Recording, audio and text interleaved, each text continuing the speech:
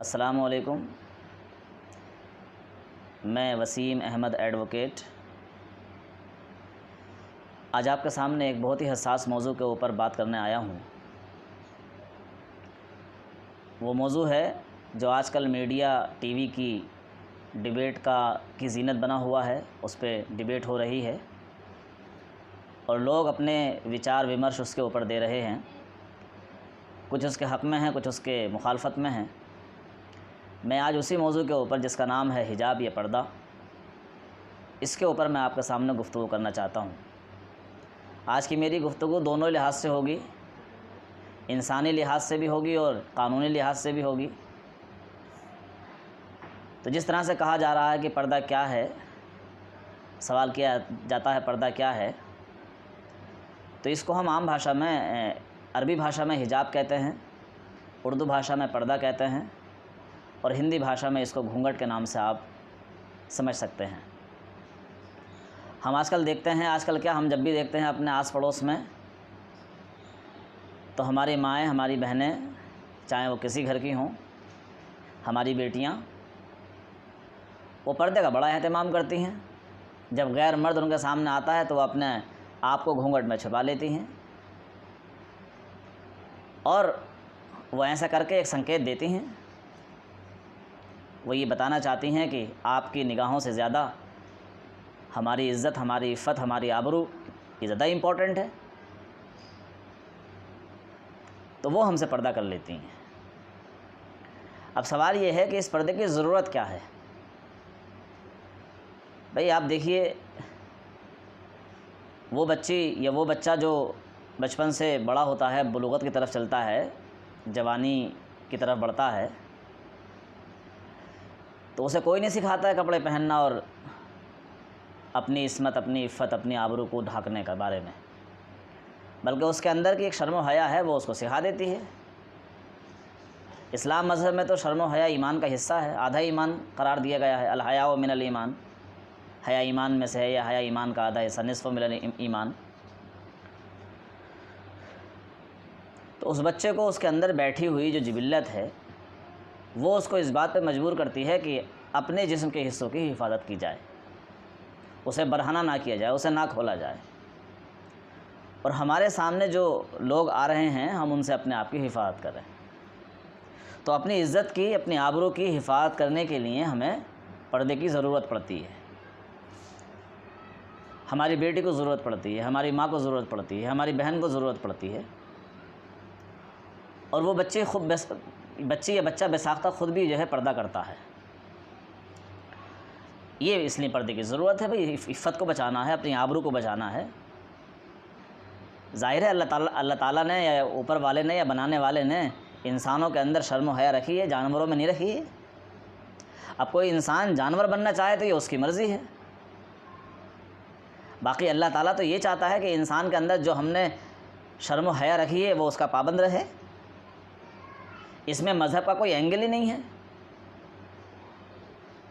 ہم دیکھتے ہیں جو بڑے بڑے گھرانے ہوتے ہیں، ان کی بہویں، ان کی بیٹیاں، ان کی بیویاں بڑی عزت کے ساتھ رہتی ہیں، اپنا گھونگھٹ، اپنا آنچل سنوار کے رہتی ہیں، اچھا لگتا ہے دیکھنے میں، اور یہی ہماری سنسکرتی بھی ہے اور یہی انسانیت کا تقاضا بھی ہے۔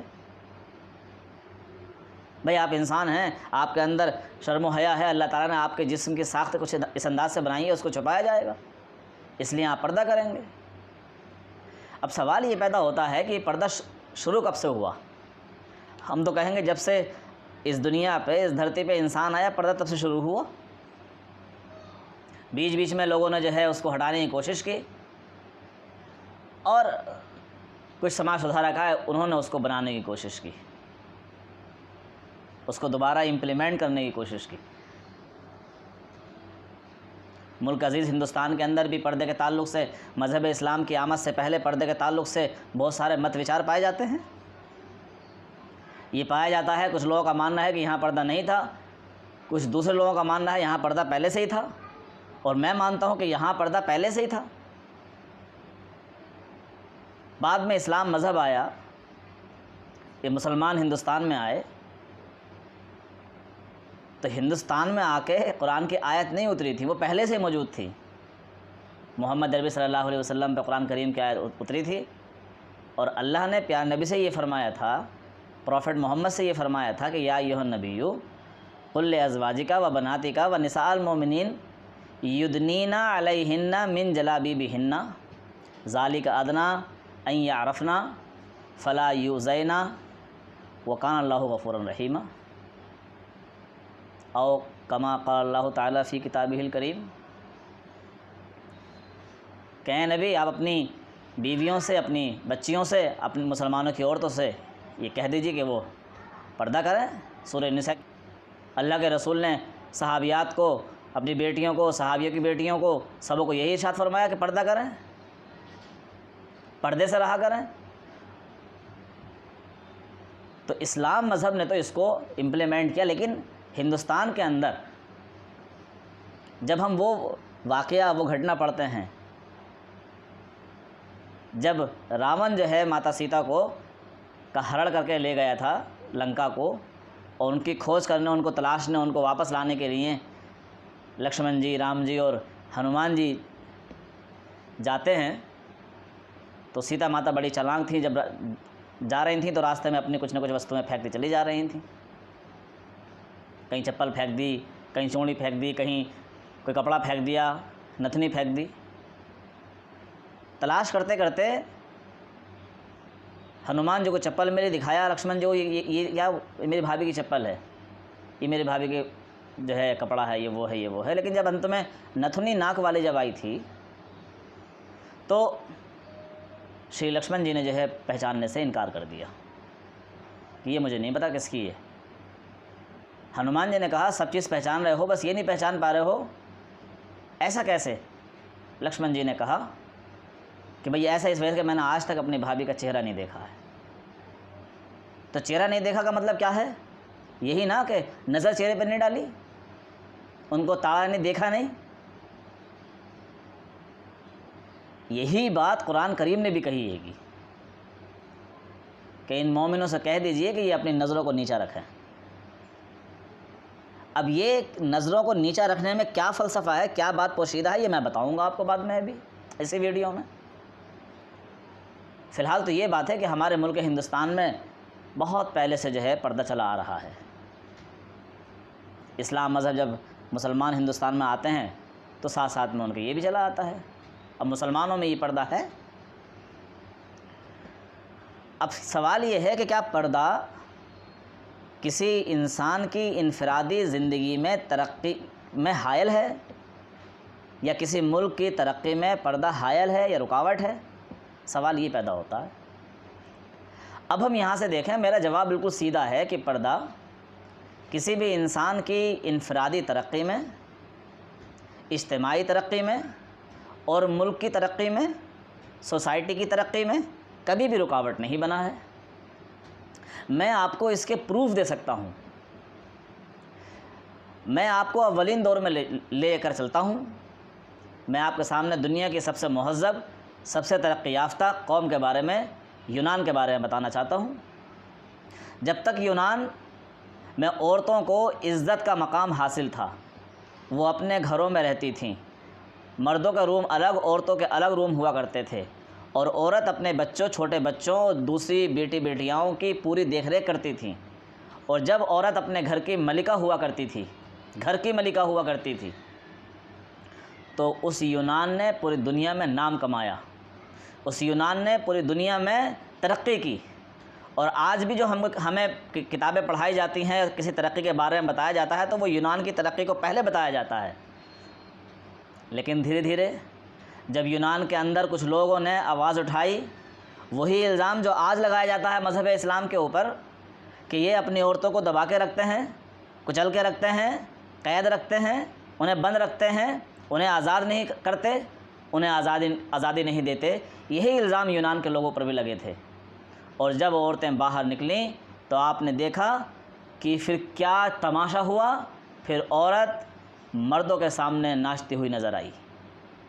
اور وہ یونان جو ترقی میں، ثقافت میں، تہذیب میں، کلچر میں سب سے اونچے پائیدان پہ ہوا کرتی تھی، آج اس کی زوال کے بارے میں، ڈیگریڈیشن کے بارے میں آج پڑھایا جاتا ہے، اور وہ دنیا کی نچلی سطح پر پہنچ گئی۔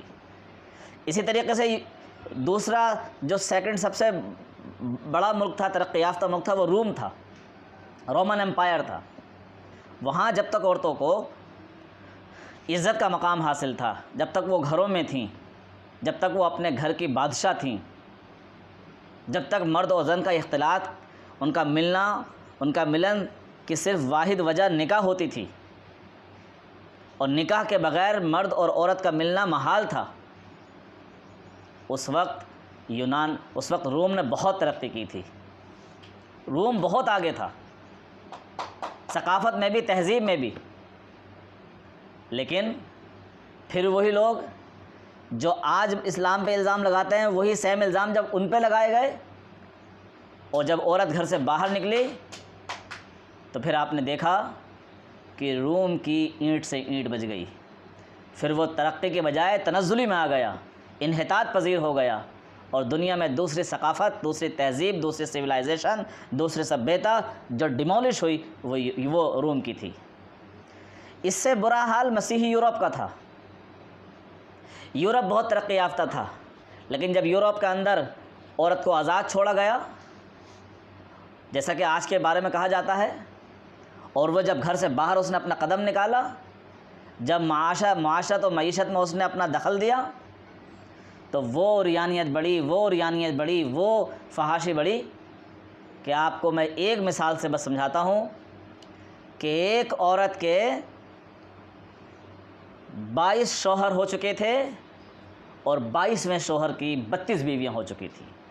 حالات یہ بن چکے تھے، اور پورے سماج کے اندر وہ افراتفری کا ماحول بنا ہوا تھا کہ آپ سوچ نہیں سکتے، اور پورا یورپ زوال پذیر ہوا، دھڑام سے نیچے گرا، اور جو ہے ترقی کے وہ خواب جو اس نے دیکھے تھے، یا جن ترقی کے راستوں پہ وہ چل رہی تھی، اب ان راستوں پہ نہ چل کے وہ زوال پذیر ہو گیا۔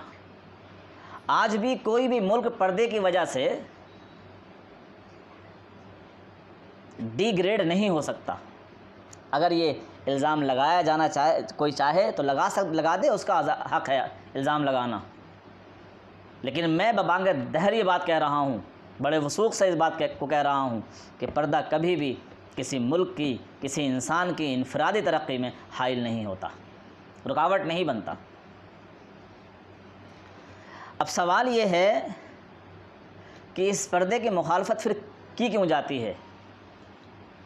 ہم دیکھتے ہیں نا کہ آپ کرسچینٹی میں آپ چلے جائیے تو وہاں آپ دیکھیں گے ان کی ننس کو، سسٹرز کو صرف اتنا چہرہ کھلا ہوتا ہے، ہاتھ اتنے کھلے ہوتے ہیں، اور وہ بڑے اچھے ایک مہذب لباس میں ہوتی ہیں۔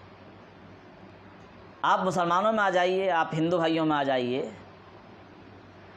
مذہب تو سبوں کے سکھا رہے ہیں موڈیسٹ رہنا، صحیح طریقے سے رہنا، نگاہوں کو نیچا کر کے رہنا، جھانکتے نہ رہنا، تاڑتے نہ رہنا، دیکھتے نہ رہنا۔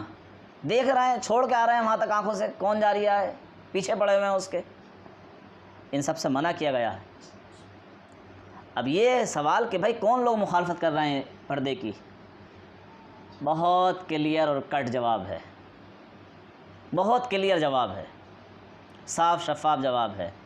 جس وقت سے اس دنیا میں کیپٹلزم نے، چاہے کسی بھی دور میں، چاہے لوگ کم رہے ہوں یا زیادہ رہے ہوں، ان لوگوں نے جب اس معاشرے کے اندر قدم رکھا اور معاشرے کی باغ دوڑ کو اپنے ہاتھ میں لینے کی کوشش کی، تو انہوں نے عورت کا استعمال کیا۔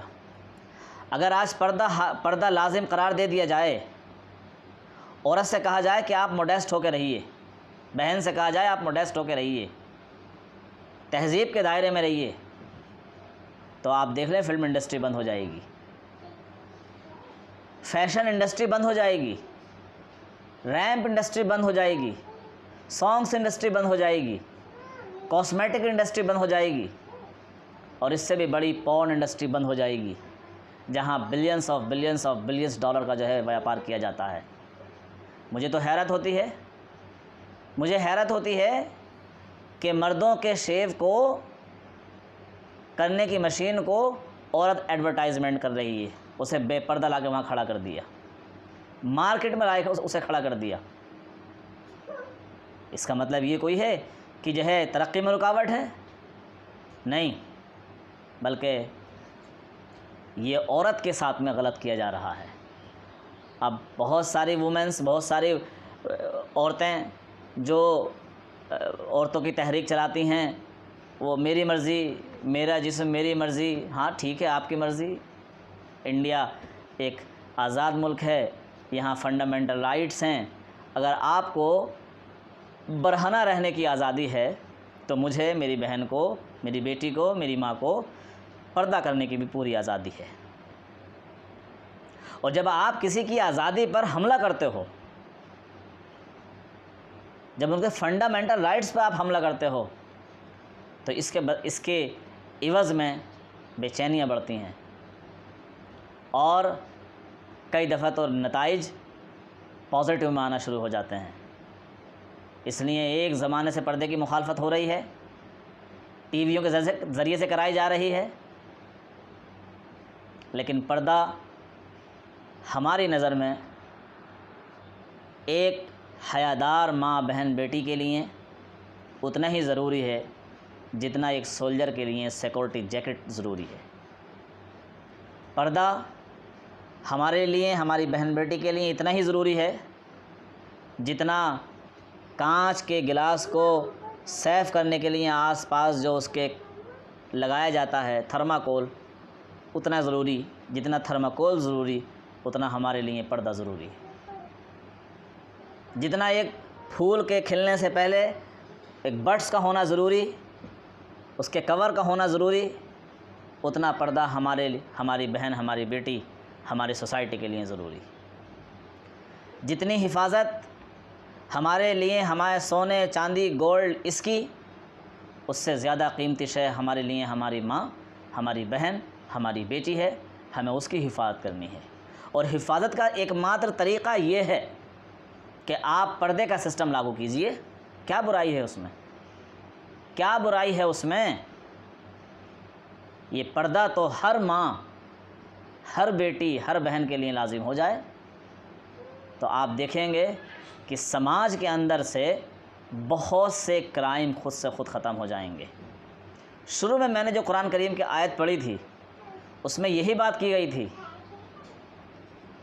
کہ اے نبی اپنی بیویوں سے، اپنی بیٹیوں سے اور مسلمانوں کی عورتوں سے کہہ دیجئے کہ وہ پردہ کریں، دو باتیں کی وجہ سے۔ ایک تو یہ کہ ان یعرفنا، کہ وہ پہچانی جائیں گی، they will noticed،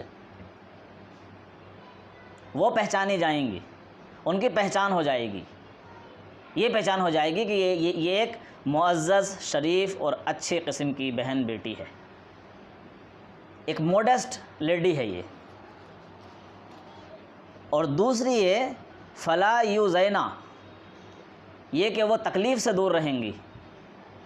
اب آپ سوچئے کہ NCRB کے جتنے آنکڑے آتے ہیں زنا کے، ریپ کے، زنا بالجبر کے، بلاత్کار کے، آپ سوچئے ذرا، اگر اس وقت جن کے ساتھ میں یہ معاملے ہوئے ہیں، ہماری بہن، ہماری بیٹی، تھوڑا سا اپنے آپ کو موڈسٹ کیے ہوئے ہوتی تو آپ یقین جانیے شاید نوبت بہت کم ہو جاتی، ریشیو اس کا بہت نیچے گر جاتا۔ ہم سب کیا چاہتے ہیں؟ ہم سب سماج سے برائی کا خاتمہ چاہتے ہیں۔ اگر ایک چیز کو اپنانے میں سماج سے یہ برائی کا ریشیو کم ہو رہا ہو تو اس کو اپنانے میں برائی کیا ہے؟ اس بات کو چھوڑتے ہوئے، کنارے کرتے ہوئے کہ یہ بات آ کہاں سے رہی ہے، چاہیے کہ پردہ کیا جائے، پردے کو لاگو کیا جائے، پردے کا سسٹم عام کیا جائے۔ میں تو پورا یقین کے ساتھ کہتا ہوں، میں جس جگہ رہتا ہوں وہاں ہندو، مسلم، عیسائی سبھی لوگ رہتے ہیں، سب عزت کے ساتھ رہتے ہیں۔ ہم کسی کے یہاں راستے میں ہمیں کوئی مل جاتا ہے تو ہم سے کوئی پردہ کر لیتا ہے، ہم نگاہیں نیچی کر لیتے ہیں۔ اگر میں اس کا آپ کو سائنٹیفک پہلو بتا دوں تو سائنس کے ذریعے سے بھی جب ہم کسی غیر کو دیکھتے ہیں، قرآن میں تو یہ کہا گیا نا کہ مردوں سے کہو کہ وہ اپنی نظروں کو نیچی رکھیں، وہاں ایگزیکٹ بالکل صحیح پوائنٹ ہے۔ اب سائنس یہ ثابت کرتی ہے کہ جب آپ اپنی نظروں کو سامنے کسی کو دیکھ لیں گے تو آپ کے ہارمونز جو ہیں وہ ایکٹیو ہو جاتے ہیں، اور وہ ایکٹیو جب ہو جاتے ہیں تو پھر آدمی کے اندر اس کا ری ایکشن شروع ہو جاتا ہے۔ مردوں سے کہا گیا کہ وہ اپنی نگاہوں کو نیچا رکھیں، جب ان کی نگاہیں نیچی رہیں گی تو وہ ہارمونس ایکٹیو نہیں ہوں گے. ایک سماج پاکیزہ بنے گا، ایک اچھا سماج بنے گا، اچھا دیش بنے گا، اچھا ہمارا گاؤں بنے گا.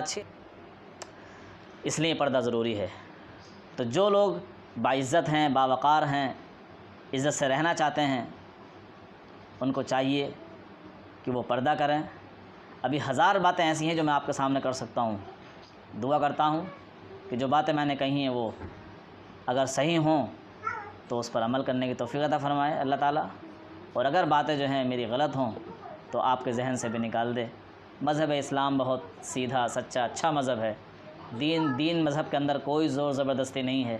آپ کو اچھا لگتا ہے آپ کر لیجئے، آپ کو اچھا نہیں لگتا آپ سلام کر کے چلے جائیے. السلام علیکم.